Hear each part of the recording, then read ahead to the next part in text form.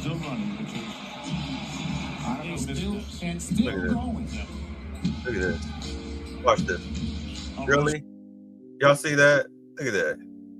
You mean to tell me that this is by accident? Watch him do the pass. As soon as he throws this lazy pass, he takes off upfield. Watch this. Boom. Rozier turned it over again. Having a tough night. And Rozier off the DHO. And look, he just lazy passing. Lazy passing. In bad baskets. Rozier off the DHO. Look at that. Turn Boom. it over. Turn it up. But you don't want to play with your shooting. Just look at that. Look at him playing like Angel Reese. You don't like playing in Miami? Lazy passing. Lazy shot. Another lazy shot. Another lazy shot. Another lazy shot. Overthrown, really. Look, watch this. Didn't even try for the ball. That was another lazy shot. And then another lazy shot. He out there looking like Angel Reese.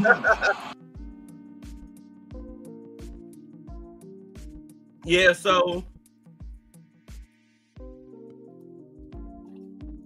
what was the name of that movie? Not Hoosiers, not the program. I forget. Damn it, I just talked to both of y'all about this. But that basketball movie where with Nick Nolte,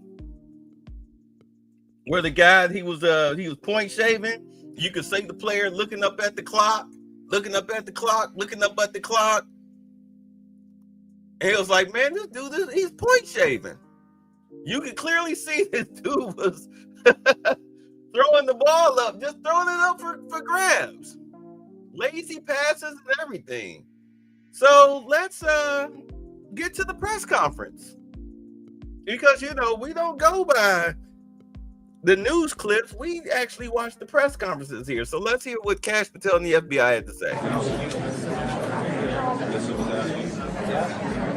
And I'll say again, I've been saying it all year. The last thing you want to be is another judge during Trump's presidency, because he is very tough on crime. And as much as Stephen A. Smith want to blame this on somebody being black or whatever, like, no, you did this to yourself. Nobody told you to go out there and get involved with the Italian mafia and start point shaving and do prop bets on yourself. Nobody forced you to do that. So let's go. You did this to yourself. Not Trump. Not Kash Patel. You making millions of dollars and you making prop bets on yourself. This is what got Pete Rose kicked out of baseball. He didn't get to the Hall of Fame till he was dead. Good morning, everybody. Anyway, my name is Joseph Nocella. I am the United States Attorney for the Eastern District of New York. I'd like to welcome you here today. In addition, we have with us today FBI Director Kash Patel, FBI Assistant Director in Charge Christopher Rea of the New York Field Office, Special Agent in Charge of the New York Field Office Leslie Bakshies, New York Special Agent in Charge of Homeland Security Ricky Patel, Newark Special Agent in Charge of Homeland Security Michael McCarty, Police Commissioner Jessica Tisch, Chief of Detectives Joseph Kenney, and the Executive Director of the Waterfront Commission, Phoebe Sorrell. I'm now going to turn the podium over to FBI Director Kash Patel. Good morning. Today we are here in New York to announce a historic arrest across a wide-sweeping criminal enterprise that envelops both the NBA and La Cosa Nostra. The men and women up here standing with me represent a small portion of the leadership team that brought profound justice in an era that needed it more than any. I'll just highlight some of the details in the case and the FBI work, and then you'll hear from the others. But as you now know, individuals such as Chauncey Billups, Damon Jones, and Terry Rozier were taken into custody today, former, current NBA players and coaches. Damn. What you don't know is that this is an illegal gambling operation and sports rigging operation that spanned the course of years. The FBI led a coordinated takedown across 11 states to arrest over 30 individuals today responsible for this case, which is very much ongoing. Not only did we crack into the fraud that these perpetrators committed on the grand stage of the NBA, but we also entered and executed a system of justice against La Casa Nostra to include the Bonanno, Gambino, Genovese, and Lucchese crime families. And you'll hear more about those details today. Gambino still kicking? The charges and the arrests that were taken down across this country range from wire fraud, money laundering, extortion, robbery, illegal gambling. This FBI will leave no room for any perpetrator of crime across this country. You hear a lot about our work of defending the homeland and crushing violent crime. Well, this work is also representative of a colossal portion of the FBI's mandate to keep America safe and to keep our entertainment industry fair and secure. The men and women that are standing up here today worked tireless hours, days, months, and years. And the fraud is mind-boggling. It's not hundreds of dollars. It's not thousands of dollars. It's not tens of thousands of dollars. It's not even millions of dollars. We're talking about tens of millions of dollars in fraud and theft and robbery across a multi-year investigation. And we could not have done it without our interagency partners that are before us today. The NYPD, HSI, and teams of law enforcement officials from around the country made this day possible. It takes a team to bring this kind of justice, sweeping justice, into the halls of the United States courtrooms, where our brave United States attorney has led this prosecution. It takes courageous prosecutors to stand before you and say, we will not allow this kind of illicit activity to happen, not only at the national sporting level, but also where it hides in La Casa Nostra. And when these two collided together, they perpetrated a fraud that is historic in terms of not just money, but the scheme and the deceit that they utilize to steal and swindle people from money, to include crypto fraud. This is an operation that showcases to you that under President Trump's administration, there is no room for any type of criminal behavior, be it on the world's largest stage or in the back rooms of tiny parlors where card games are being played.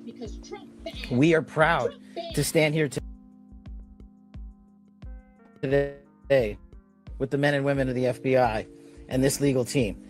And to the United States Attorney, I just want to thank you personally for taking the time to display the work that the media is about to hear about today in detail. As I said, it does take courageous prosecutors, but it takes a courageous United States Attorney to bring this case, because we are going to take heat for it. But we don't shy away in this administration. We don't say no. What we do is we bring the results across the finish line. We bring them to the public. We bring you accountability. And yes, they will have their day in court, and you will hear the evidence through the court system exclusively. We will not deny anyone of due process. And that's the brilliance of this system. That's the brilliance of this administration. Everyone will be held to account. So with that, I turn it over to United States Attorney Nocella. Thank you. Thank you, Director Patel. To be clear, we're announcing today indictments in two major cases, both involving fraud. One involves sports betting, and the other involves illegal gambling, very specifically rigged poker games. The first indictment involves 6 defendants who are alleged to have participated in one of the most brazen sports corruption schemes since online sports betting became widely legalized in the United States. This scheme is an insider sports betting conspiracy that exploited confidential information about National Basketball Association athletes and teams. The second indictment involves 31 defendants alleged to have participated in a nationwide scheme to rig illegal poker games. These defendants, which include former professional athletes, used high-tech cheating technology to steal millions of dollars from victims in underground poker games that were secretly fixed. The games in the New York area were backed by the Bonanno, Gambino, and Genovese crime families of La Casa Nostra. While the cases are separate, there are 3 overlapping defendants charged in both cases: Damon Jones, Eric Ernest, and Shane Hennon. The indictments in these cases contain only allegations, and the defendants are presumed innocent until they are proven guilty in a court of law. But my message to the defendants who've been rounded up today is this: your winning streak has ended. Your luck has run out. Violating the law is a losing proposition, and you can bet on that. First, I would like to talk about United States versus Ernest, the NBA basketball gambling case. The defendants in this case are Eric Ernest, Marvez Farley, Shane Hennon, Deniro Laster, Damon Jones, a former NBA player and coach, and Terry Rozier, a current NBA player. Other co-conspirators were previously charged for their roles in the scheme, including former NBA player Jontay Porter. Between December 2022 and March 2024, these defendants perpetrated a scheme to defraud by betting on inside, non-public information about NBA athletes and teams. The non-public information included when specific players would be sitting out future games, or when they would pull themselves out early for purported injuries or illnesses. They relied on corrupt individuals, including Jones and Rozier. They also misused information obtained through long-standing friendships that they had with NBA players and coaches. And in at least one instance, they got their information by threatening a current player, Porter, because of his pre-existing gambling debts. Defendants used this non-public information to place hundreds of thousands of dollars in fraudulent bets, mostly in the form of prop bets on individual player performance. The bets were placed through online sports books and also in person at casinos. The defendants relied on a network of straw bettors to place the maximum amount of bets to increase their potential profits. Most of these bets succeeded, and the intended losses were in the millions of dollars. The defendants then laundered their illegal winnings in various ways: peer-to-peer platforms, bank wires, and simple cash exchanges. The indictment details specific examples where the defendants profited from illegal gambling and illegal betting on various NBA games about the performance of players on, among other things, the Charlotte Hornets, the Portland Trail Blazers, the Los Angeles Lakers, and the Toronto Rangers. Each defendant in the NBA basketball gambling case has been charged with conspiracy to commit wire fraud and conspiracy to commit money laundering.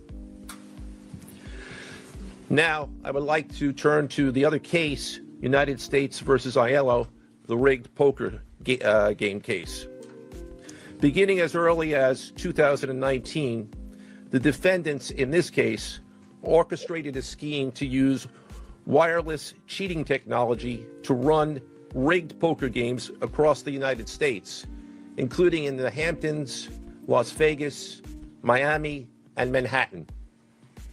The scheme targeted victims known as, quote, fish, who were often lured to participate in these rigged games by the chance to play alongside former professional athletes who were known as, quote, face cards.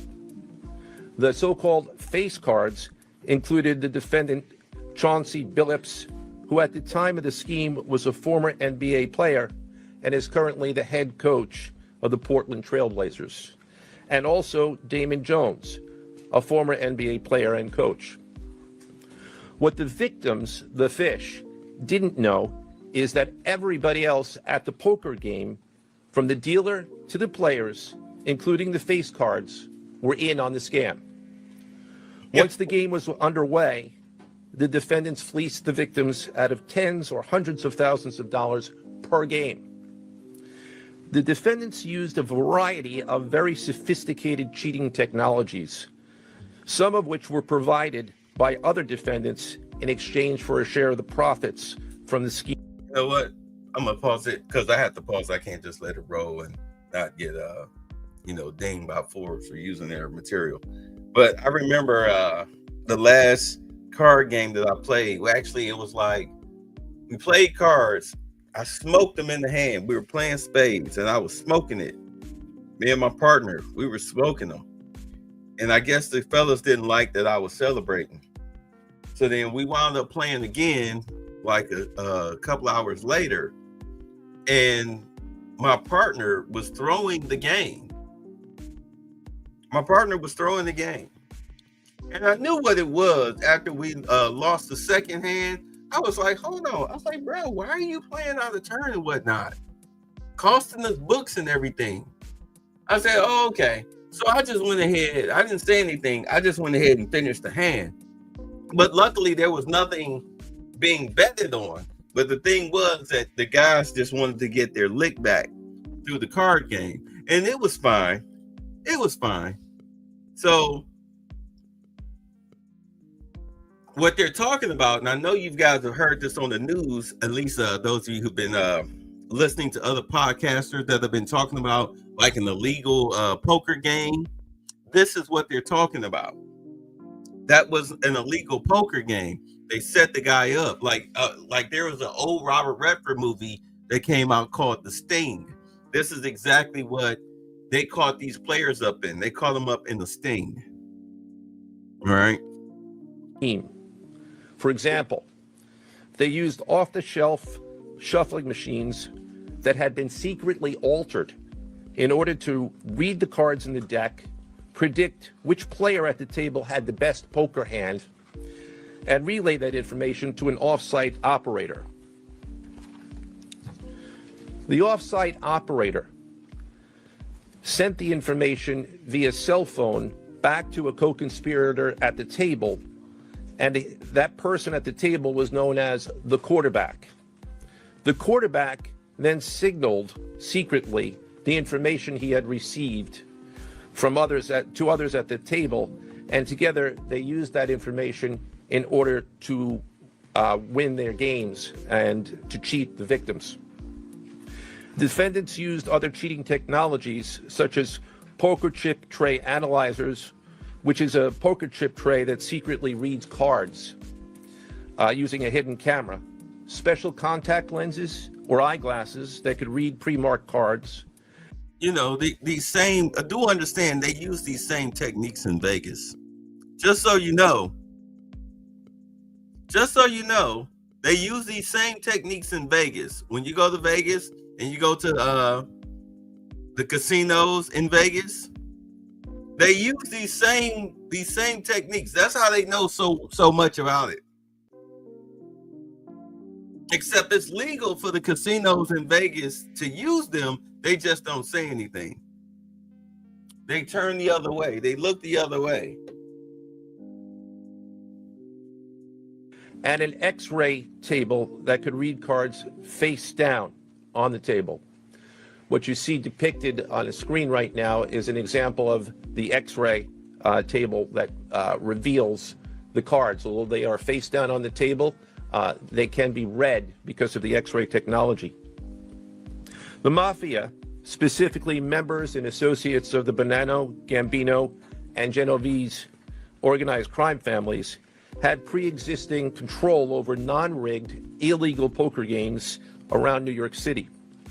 As a result, they also became involved in the rigged poker games, helping to organize the games and taking a cut of the proceedings, and working to enforce the collection of debts. The defendants laundered their proceeds, including through cash exchanges, the use of multiple shell companies, and through cryptocurrency transfers. As part of the scheme, some of the defendants and their co-conspirators also committed acts of violence, including the gunpoint robbery of a person in order to obtain a rigged shuffling machine, and extortions that were perpetrated against victims in order to ensure that they repaid their gambling debts. Defendants who participated in the rigged poker scheme are charged with wire fraud conspiracy. Other defendants have been charged with crimes including illegal gambling, money laundering, Hobbs Act robbery, and extortions. This case demonstrates our office's unrelenting commitment to fighting the scourge of organized crime in whatever form it takes. I'd like to conclude my remarks by thanking the incredible hard work of our law enforcement partners, including the FBI, Homeland Security, the NYPD, and the Waterfront Commission. I also want to thank the dedicated prosecutors who built these two cases and who are standing to my right.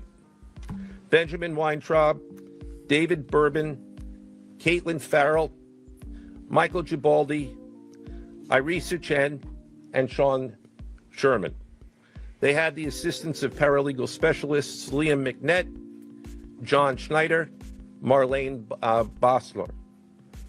Also deserving of our thanks because of their outstanding investigative work on the NBA case are FBI Special Agents Russell Lantier, Dominic Mariani, Amy Giarosa, Shane Wilkins, and Supervisory Special Agent Luke Hardison.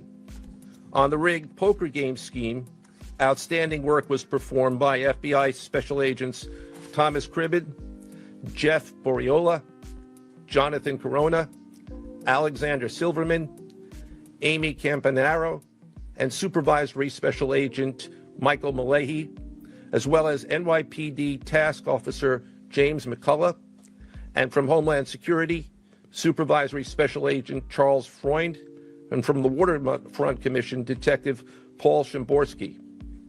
Finally, I want to note that the investigations in both cases are ongoing, and we encourage anyone with information about either scheme to please contact the FBI.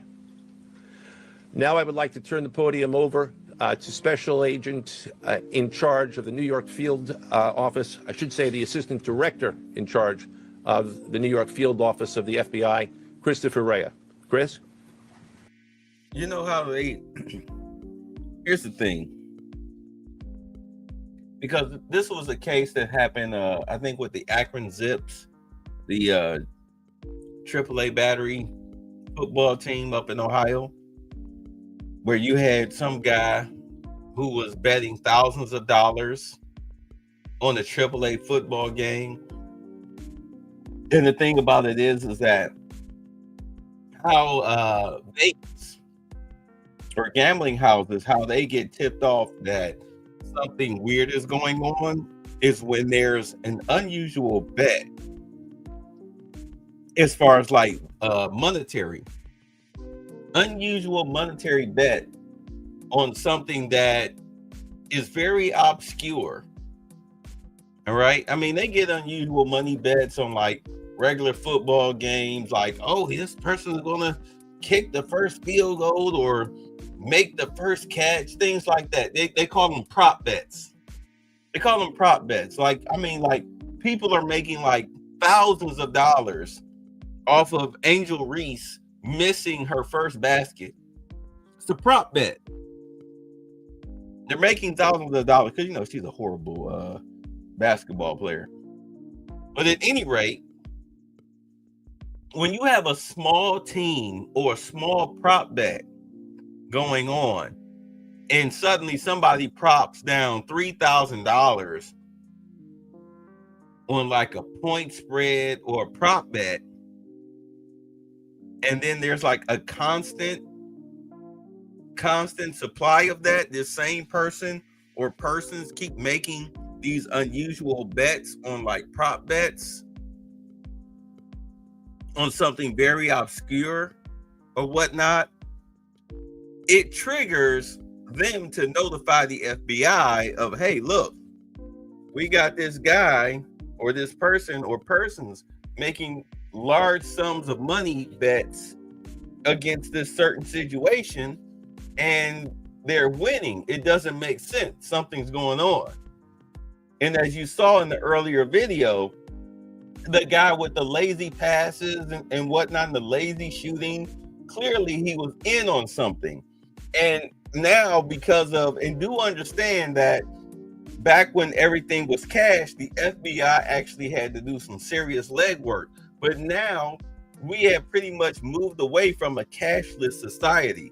Remember, they was talking about Harriet Tubman on the $20 bill, and everybody was all excited for that. Yeah. When's the last time you had a $20 bill in your hand?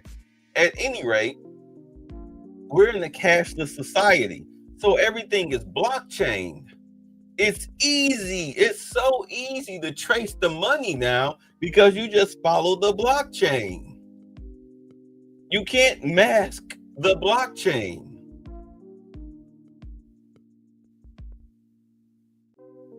So now it's easier for the FBI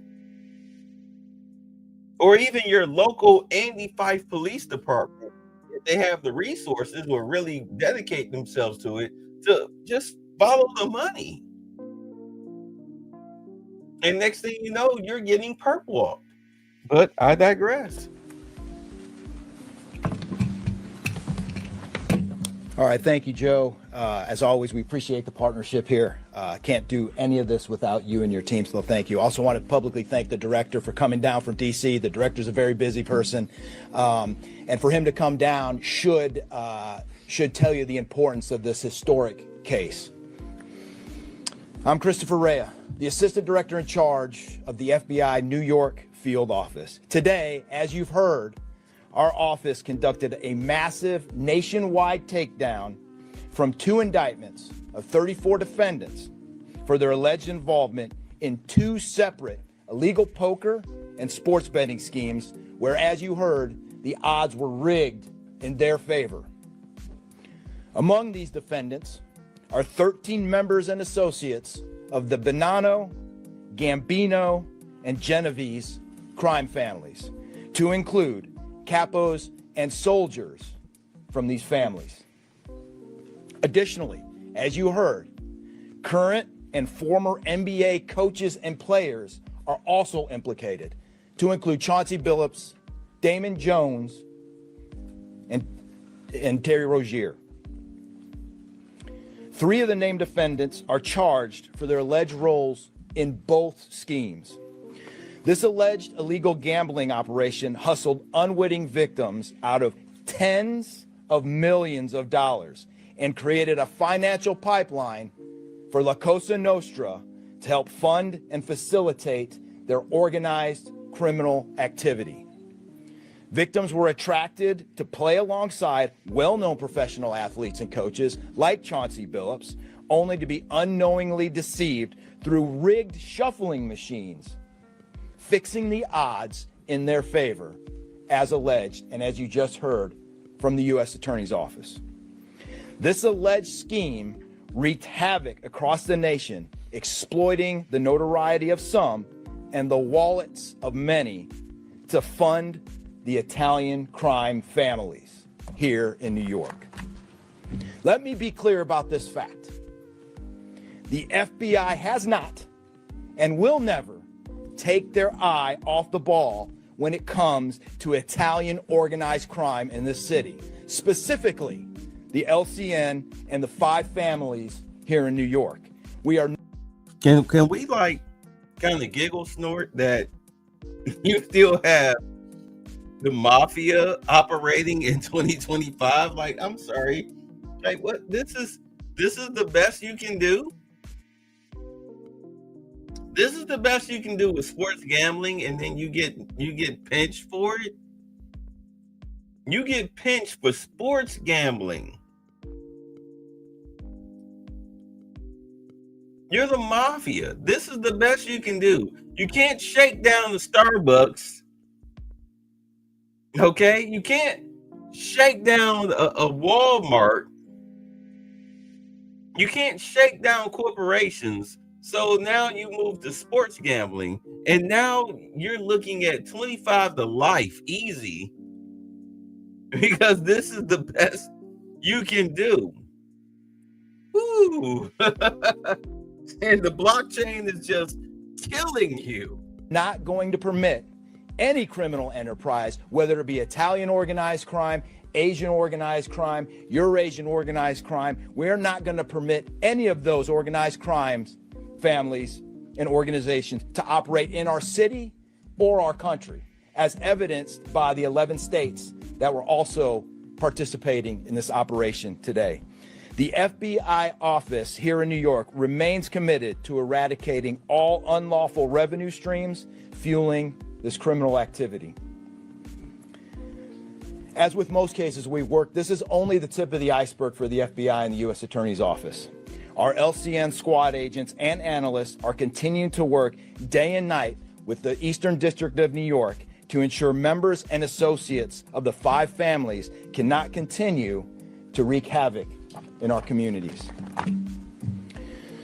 Today would not have been possible without the tireless efforts and dedication of the FBI New York Eurasian Organized Crime Task Force, which, as you heard, was led by Supervisory Special Agent Luke Hardison, and the Italian Organized Task Force, which was led by Supervisory Special Agent Mike Malahi. And coincidentally, Supervisory Special Agent Malahi is going out on a positive as he is retiring at the end of this month for 30 years of dedicated service to the FBI, and that deserves a hand.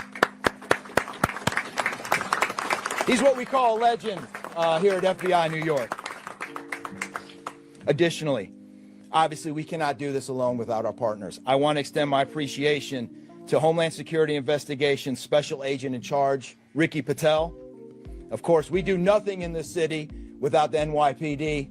New York City Police Department Commissioner Jesse Tisch, thank you, ma'am, for all your work and all your resources that you dedicated to this. And New York Waterfront Commissioner Phoebe Soriel for their agency's assistance and support throughout this lengthy and complex investigation. Our collective efforts ensured these subjects will face accountability, like the director said, for their alleged wrongdoings. Thank you, and I'll now turn it over to Special Agent in Charge of HSI, Ricky Patel.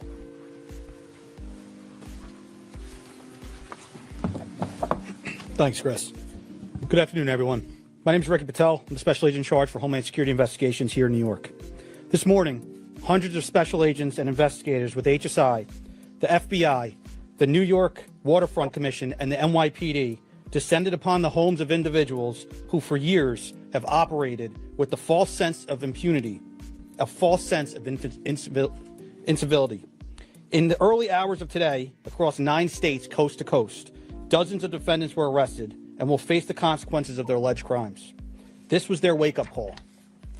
With the alleged involvement of 3 La Cosa Nostra crime families, 1 NBA head coach, a Hall of Famer, no less, and former NBA players, the years of investigative work that culminated with this morning's operation seem reminiscent of a Hollywood movie.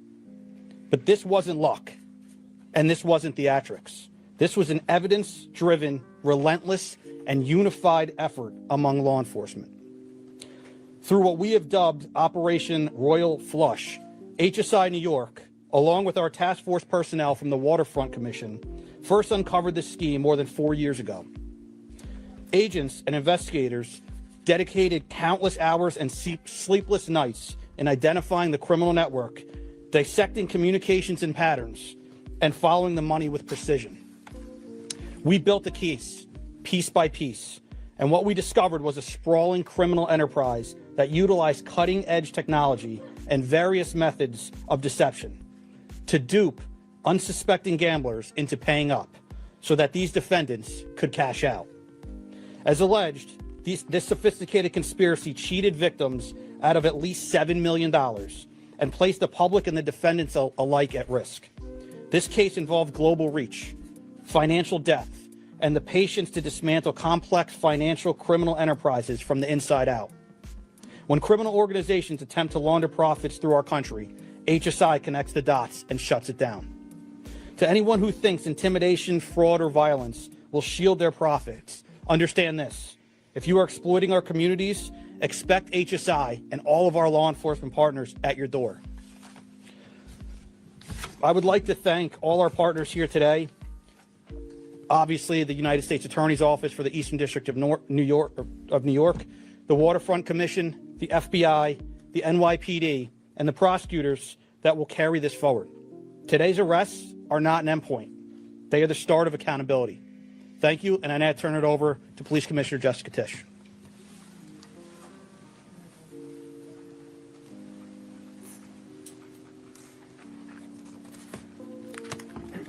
Good morning. Thank you to Director Patel, Assistant Director Rhea, and U.S. Attorney Nocella. What we're announcing today is not just another takedown. It's the result of more than 2 years of coordinated investigative work by the NYPD's Joint Organized Crime Task Force and the FBI. 2 cases that exposed criminal networks led by 34 individuals who believed the rules did not apply to them. They hid behind layers of complexity, behind money, and behind influence, believing those things would shield them from accountability. The first case. Wait. Hold on. This has been going on for 2 years, but somehow Stephen A. Smith is saying this is Trump's fault. Okay. Operation Nothing But Bet exposed a gambling ring built around professional basketball, where players and associates allegedly used inside information to manipulate prop bets on major sports betting platforms. They placed wagers on unders on players to score less, rebound less, assist less, using information that was not yet public. In some instances, players altered their performance or took themselves out of games to make sure that those bets paid out.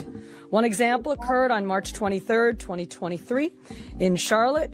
Terry Rozier, an NBA player now with the Miami Heat, but at the time playing for the Hornets, allegedly let others close to him know that he planned to leave the game early with a supposed injury. Using that information, members of the group placed more than $200,000 in wagers on his under statistics.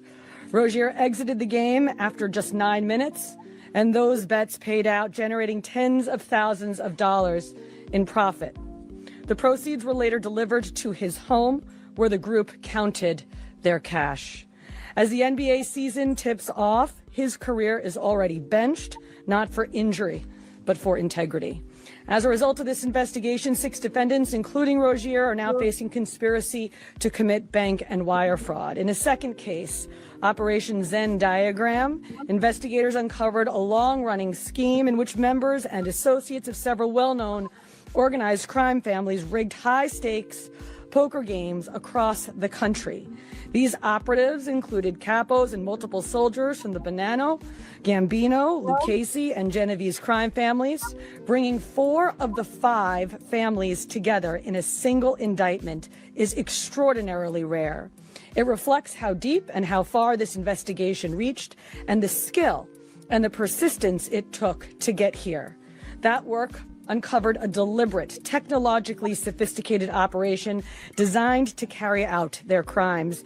They used custom shuffling machines that could read the order of cards, barcoded decks, and hidden cameras built into tables and light fixtures. The organizers also enlisted well-known public figures, former and current NBA players and coaches, including Chauncey Billups, the head coach of the Portland Trailblazers, an NBA champion, and a Hall of Famer, to make the games appear legitimate. Victims believed that they were sitting at a fair table. Instead, they were cheated out of millions. One victim in particular lost $1.8 million. In total, losses exceeded $7 million and continue to climb. And when people refused to pay, these defendants did what organized crime has always done. They used threats, they used intimidation, and they used violence. It's the same pattern that we have seen for decades. Traditional mob enforcement methods combined with new technology to expand the reach of their operations. Now, with the unsealing of today's indictment, 34 individuals are facing charges, including robbery, extortion, money laundering, wire fraud, bank fraud, and illegal gambling. I want to commend the outstanding work of our detectives from the Joint Organized Crime Task Force and their dedication to these cases, especially Captain Ruben Pagan, Sergeant Chris McGuire, Detective Alexander Creamer, Detective James McCullough, and of course, our Chief of Detectives, Chief Kenny. As part of these investigations, our members recovered and reviewed thousands of hours of video, conducted extensive surveillance on illegal gambling locations across the city, and executed more than 24 search warrants on electronic records that revealed the true extent of this conspiracy.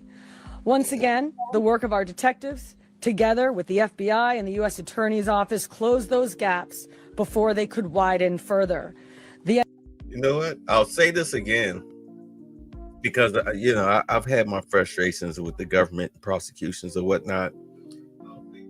But the thing about it is that the FBI or the government, they may be slow, but the thing about it is that they're slow and deliberate because they go ahead, they give you the rope, and they just go ahead, they just let you, they let you hang yourself because you think that you're getting away with it, but meanwhile, they're just building the case based on the pattern of behavior. And they collect all the evidence. They might watch you for 6 months, or in this case, 2 years. They watch these people for 2 years. So therefore, you can't say, "Oh no, entrapment," or anything like that. They got you dead to rights. So, keep that in mind. Come next year in 2027, when you watch a lot of Confederate leaders find themselves in silver bracelets and doing perp walks, just for the record. NYPD is proud to stand with each of you today as these cases represent the kind of partnership that defines modern law enforcement agencies, sharing intelligence, coordinating resources, and moving as one team. Thank you.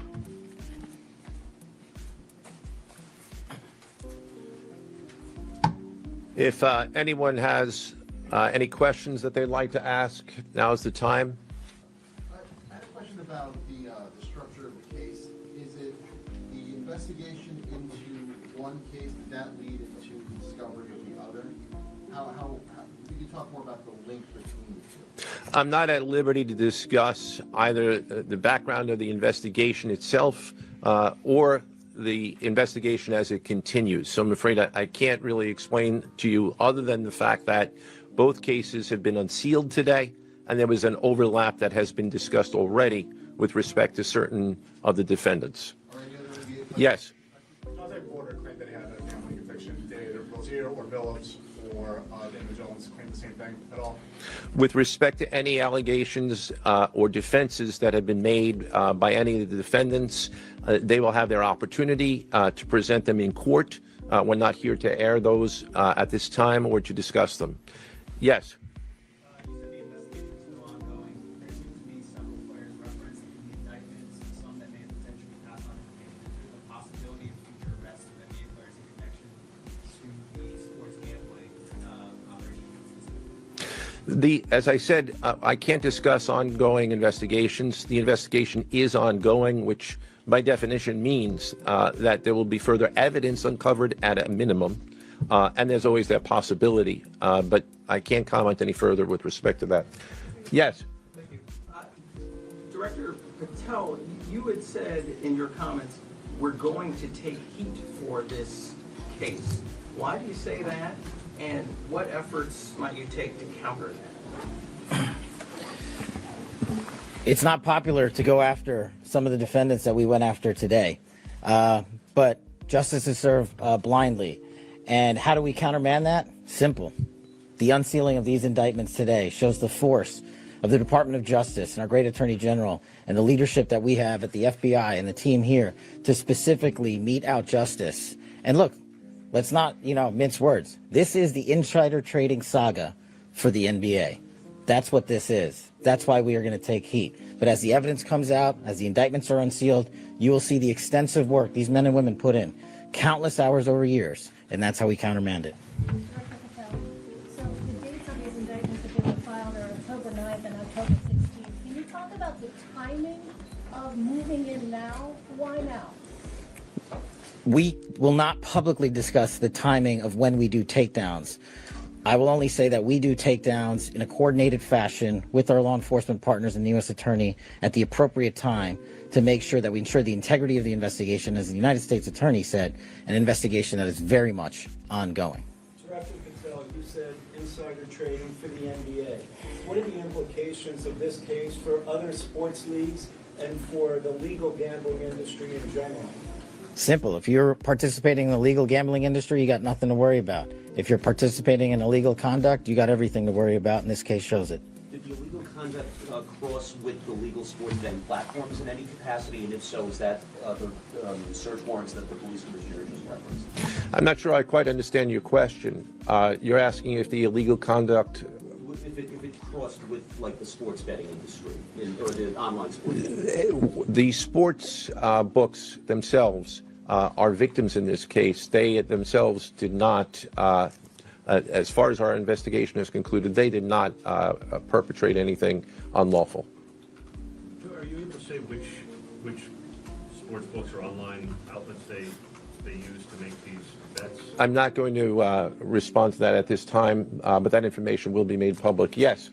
Can you identify the access point where these co-conspirators were able to recruit these, famous people to partake in the schemes? When you say the access point, Recruit them? I'm not sure which case you're referring to. Well, yeah, what are you talking about, Russ? Well, Rozier, how he was recruited, Damon Jones in the NBA scandal, and then Billups for the poker game. we're not at liberty to say that at this time. That will be revealed in due course. Yes. What is your question, sir? Hey, thanks for being here. You just said that the sports books themselves are the victims, at least in the indictment involving Terry Rozier and others. They're among the victims. But those companies make, as we all know, they make a crazy amount of money off of a lot of everyday Americans make bets and mostly lose them. Are you concerned with a jury potentially not being sympathetic in a case where the victims, as you say, are these multi-million or billion-dollar gambling companies? Let me repeat that all of the defendants themselves are presumed innocent. We believe that at a trial, when they have the opportunity to present their defenses, if they chose, because they're not required to, we will come forward with the evidence to demonstrate their guilt. Right. I mean, in all honesty, if they can prove that Vegas and other gambling houses use the same tools that they were guilty of using in order to commit these crimes,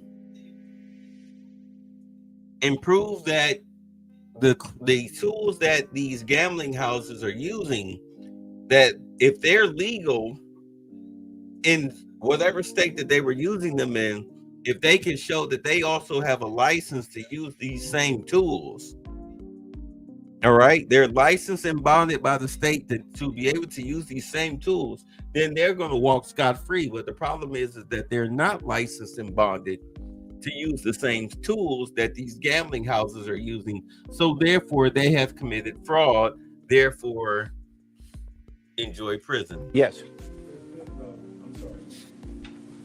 Did the NBA cooperate with this investigation? The answer to your question is yes, the NBA has cooperated with the investigation. Yes, sir. I believe there's an associated college basketball element to this. Can you confirm that, or is there another investigation or part of this investigation that will affect college basketball? The investigations that we announced today did not involve college basketball. Last question. Yes. There was an emphasis on the Italian crime presence, organized crime in New York. Can you give us a sense of the strength and status of Italian organized crime in New York right now? No, I'm sorry. That would be a question that goes beyond what we're here to discuss today, which is these two indictments. Right. Thank Don't you. worry about that. We're not going to give you private information publicly. So that's pretty much the end of it. But as you can see, Cash Patel and Company, they've cracked down. They've cracked down on illegal gambling in the NBA. Sorry, I'm trying to give them a good profile. They cracked down on illegal gambling in the NBA. So there's the end of that. And of course, the NFL, which has decided to give NFL players a percentage of gambling percentages from Las Vegas. All right, back in 2018, I'm pretty sure that they're under the radar too. All right, because I mean, do understand that these professional sports league, they're labeled as sports entertainment, which means that if everything that's approved by the league, that's also approved by the government, is considered legal. But outside of that, it is considered illegal. This is why you have NFL players getting suspended for gambling out on themselves outside of the NFL structure, just like here with the NBA. You're gambling outside of the NBA structure. It's not sanctioned gambling. So therefore, they consider it illegal. And now you're about to spend time in the big house. All right. You get a cut of this. Why are you trying to cheat the system that feeds you? That's the way they look at it. So it is what it is. I'll see you guys at 9 o'clock when we Carolyn Levitt. We're gonna do Carolyn's crossovers because she had a press conference. I can't wait to delve into that. But yeah, that's what's going on with the NBA. We've got these guys caught up in illegal gambling. We'll see how it shakes up the NBA overall. All right. I know it's wild, but hey, you should have known better. You should have known better. Now, gentlemen, Mr. Butler's been up north, I hear. Don't you agree with us, Mr. Butler? I think it's hard winning a war with words, gentlemen. What do you mean, sir? I mean, Mr. Hamilton, there's not a cannon factory in the whole South. What difference does that make, sir, to a gentleman? I'm afraid it's going to make a great deal of difference to a great many gentlemen, sir. Are you hinting, Mr. Butler, that the Yankees can lick us? No, I'm not hinting. I'm saying very plainly that the Yankees are better equipped than we. They've got factories, shipyards, coal mines, and a fleet to bottle up our harbors and starve us to death. All we've got is cotton and slaves and arrogance. That's treachery! All right, bye. Thanks for the fun. Get the fuck out!